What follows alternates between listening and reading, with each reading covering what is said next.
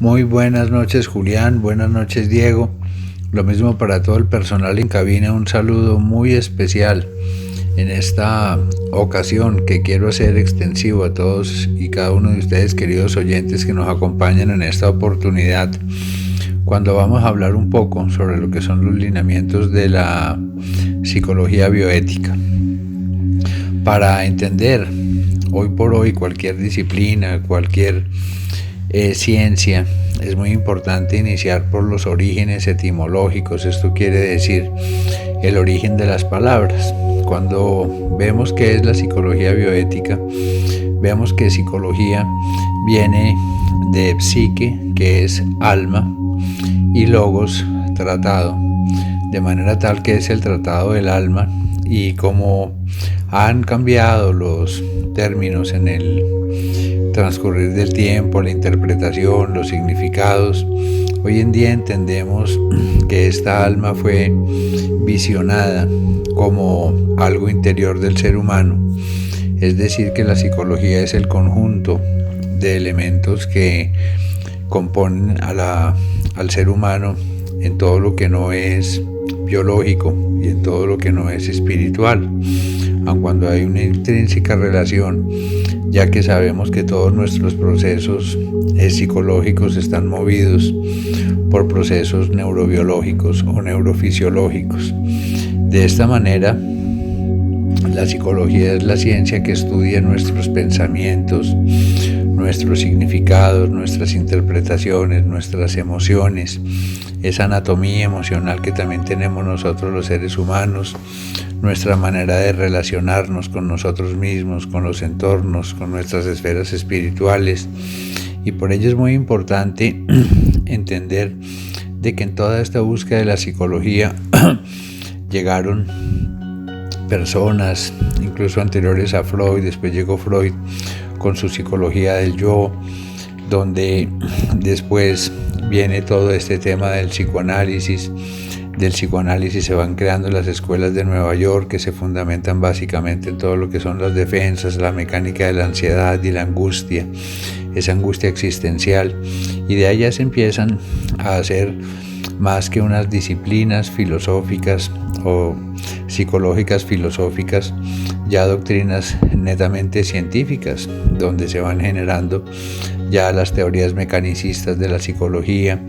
que entendían y trataban de hallar una teoría que definiera al ser humano como una máquina en su percepción, reacción y relación consigo mismo y con sus entornos. Llegaron las teorías conductistas, que entendían al ser humano como una respuesta ante el refuerzo positivo, ante el refuerzo negativo, y de allí ya vienen evolucionando en técnicas, por una parte, cognitivo-conductuales, que hacen alusión a que nosotros respondemos a partir de nuestros propios esquemas mentales, los autoesquemas, los significados que vamos haciendo. Ya después, en toda esta psicología se va produciendo, más o menos desde 1930 a 1940, la psicología médica, que es la psiquiatría. Iatreia viene de curación, y psicología, pues este conjunto de elementos que componen la personalidad y la conducta del ser humano. Así vamos viendo nosotros que la ética es algo muy antiguo. La palabra ética viene de ethos, que significa carácter, y según Aristóteles, pues de ahí se definen las costumbres. De esta manera entendemos que ya la filosofía toma el tema de la ética como la ciencia que estudia la moral. La moral es esa capacidad de discernimiento entre el bien y el mal que tenemos nosotros, que es muy similar a la conciencia. Allá, cuando empezamos a estudiar el tema de la conciencia, llegamos a las escuelas psicológicas de la fenomenología, en donde uno de los grandes de las escuelas fenomenológicas, o la psicología espiritual, va proponiendo la importancia de entender la conciencia no como la veía Pavlov, como el simplemente hecho de estar despierto, alerta, con conciencia según Pablo Jorenoides, crepusculares, de sopor, sino ya más bien como una capacidad de discernimiento entre el bien y el mal. Allí entran pues los grandes estudiosos lingüistas a encontrar en diccionarios muy antiguos que en la antigüedad en las lenguas romances se encontraba la diferencia entre conciencia escrita con NSC y conciencia únicamente con NC. Con NC es haciendo alusión a todo el discernimiento, a lo moral, y con NSC básicamente es precisamente ese estado de estar alerta, de darse cuenta de lo físico y de lo moral. Cuando llegamos a los postulados de Edmund Husserl, él nos dice que una cosa es el estado de conciencia y otra cosa es la conciencia de estado. De ahí es cuando podemos deducir a través de todas estas filosofías que una cosa es la conciencia que pueden tener todos los animales vivos y otra cosa es tener conciencia sobre la conciencia. Es decir, tener un elemento regente superior a la misma conciencia que está vigilante, que está monitoreando y que está regulando. Ahí es donde entra ese vértice en conjunción a lo que Freud entendía como el super yo, ese agente de censura interna, y ahí vamos entendiendo todo lo que es esta conciencia. Ya para entender de una mejor manera, según lo que es el avance de la ciencia, del mundo, nosotros no nos podemos quedar atorados en lo que las ciencias estudiaban y analizaban en 1900, en 1920, en 1980, porque las ciencias van cambiando. Hoy en día estamos ante una sociedad informática, una sociedad dependiente de los medios electrónicos, una sociedad con unos medios de transporte absolutamente ágiles, veloces, donde las problemáticas han venido cambiando, donde el diario vivir se ha acelerado, donde están fenómenos de grandes estresores como el mismo tráfico, la misma consecución de recursos para pagar los créditos, la economía funciona de una manera completamente diferente, las relaciones socioafectivas, el núcleo familiar, todo funciona de una manera diferente y por eso es absolutamente importante entender la psicología bioética como una nueva disciplina que entiende al ser humano en su conjunto según lo que es su contexto contemporáneo, con el avance de los medios informáticos, las pautas de crianza que han cambiado, la problemática del adolescente, la problemática del adulto, y así vamos entrando a definir una disciplina que busca el desarrollo sostenible del ser humano dentro de sí mismo, dentro de su entorno y dentro de su propia periferia. Así vamos entendiendo que hay que llegar a los orígenes de lo que es la bioética, y básicamente el término bioético, la primera reseña literaria que se tiene es de 1927, que fue producida por el filósofo y pastor protestante alemán Fritz Jarr en una publicación en una revista muy importante de la época llamada Cosmos, en donde él acuña por primera vez el término bioética, haciendo alusión en la relación coherente del ser humano con los animales y con sus plantas. Es decir, hoy eso se denomina un poco lo que es la ética especicista, que es dedicada a lo que son las especies, pero no nos debemos ir únicamente hacia el entorno. Debemos llegar a entender lo que es la importancia de entender a la bioética como el desarrollo sostenible del ser humano dentro de sí mismo también. Es decir, que se propenda bienestar y llevándolo a la máxima ley de la bioética,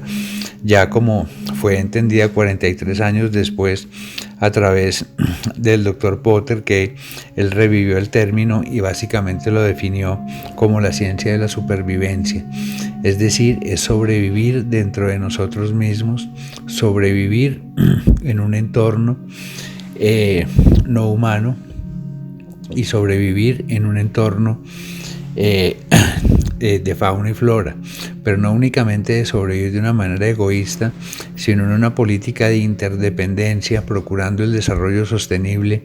del planeta, de las especies que nos rodean, del mismo grupo social y de nosotros mismos. Así es cuando nosotros vamos definiendo la importancia de entender todo lo que es la psicología transpersonal, cuyo término fue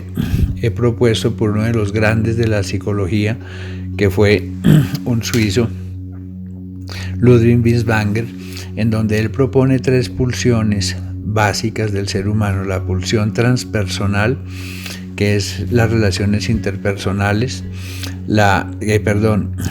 pulsión transpersonal, que es toda la relación del ser humano hacia el mundo espiritual, la intrapersonal, que son las relaciones consigo mismo, y la relación interpersonal,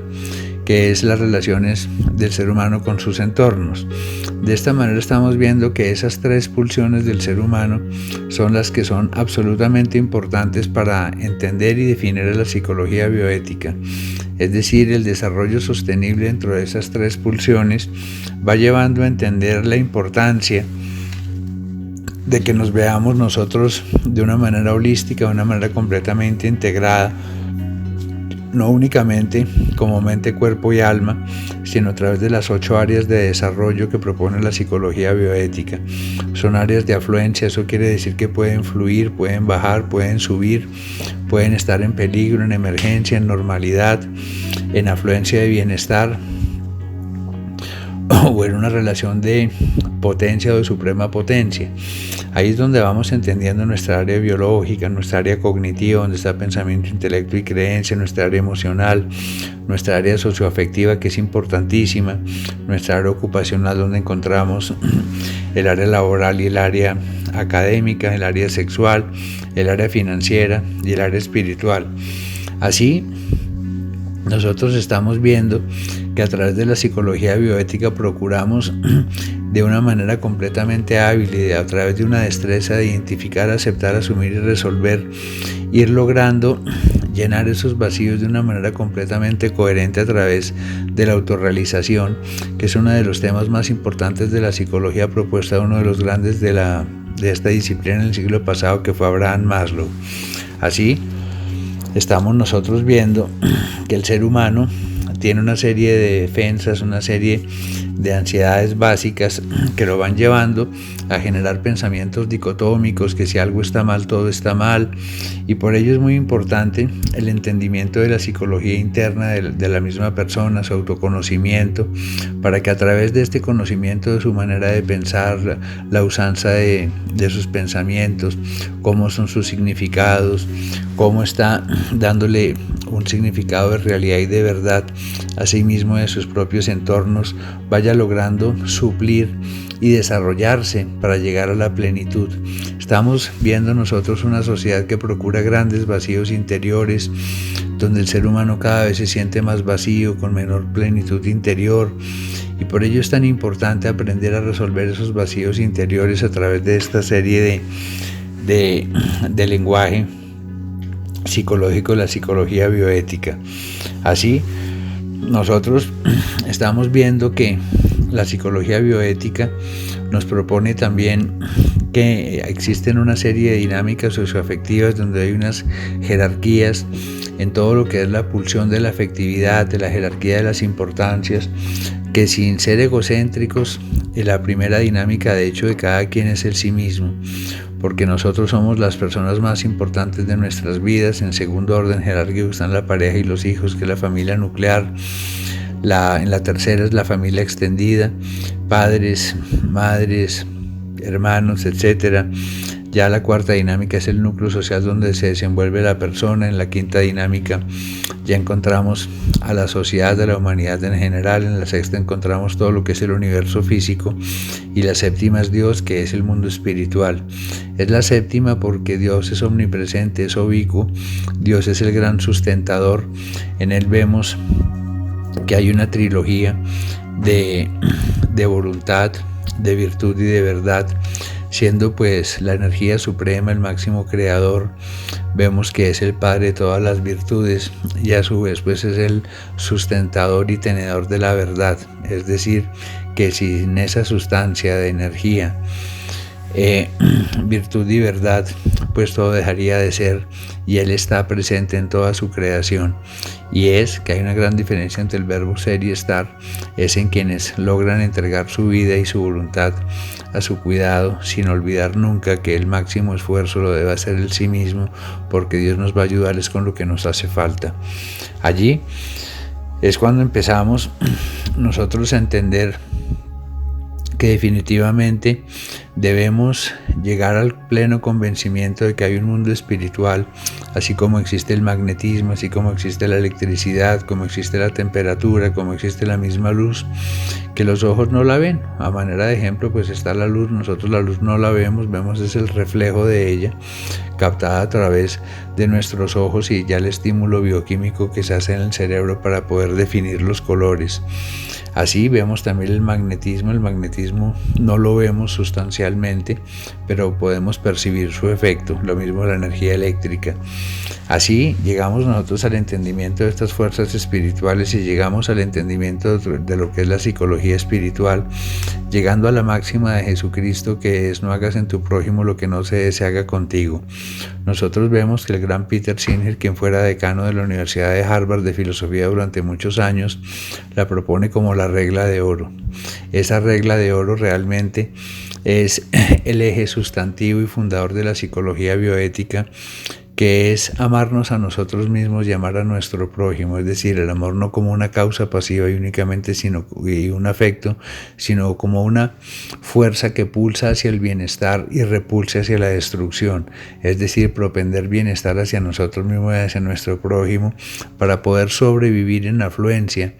en este mundo que cada vez es más difícil de sobrevivir, y por ello cada vez necesitamos de nuevas herramientas para lograr sobrevivir y lograr nuestra plenitud interior. Por ello, la psicología bioética nos ofrece 10 sentidos que son absolutamente indispensables para encender y potenciar nuestra conciencia, y de ella se derrame una voluntad completamente coherente que apadrine nuestra conducta. En psicología bioética vemos que la conducta contiene todo lo que son los aspectos interiores, o en términos literarios, los verbos interiores de pensar, sentir, creer, amar, desear, y ya verbos o acciones exteriores.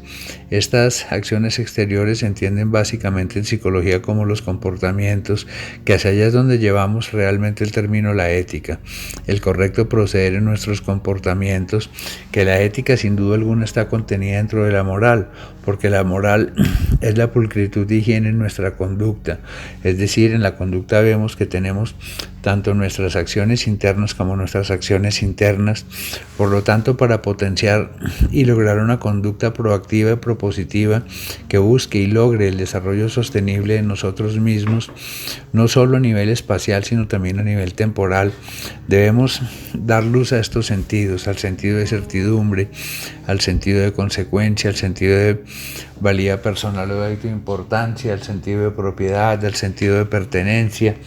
al sentido de orientación, al sentido del humor y del afecto, al sentido del orden y de la autoactualización, que es absolutamente importante, y de hecho al sentido de compromiso y de responsabilidad, y al sentido social. Así, con el afloramiento de estos sentidos empezamos a lograr esa autorrealización para poder ascender en esa pirámide de las jerarquías de las necesidades humanas que propone Abraham Maslow, haciéndolo por complianza, por autodeterminación, logrando siempre nuestro drive, o esa pulsión interna a actuar, a movernos, que es esa energía que propulsa y propende nuestras acciones siempre hacia un desarrollo definible y sostenible de nuestra propia conducta, y esto en la sociedad, esto a través de la línea temporal, y logramos también como humanidad ser finalmente una sociedad, una civilización, una especie que propenda bienestar a sí mismo y a sus entornos ecológicos para lograr su desarrollo sostenible, quizá hasta la misma eternidad. Muchísimas gracias. Les habló Andrés Jaramillo, director de Fundación Función Futuro.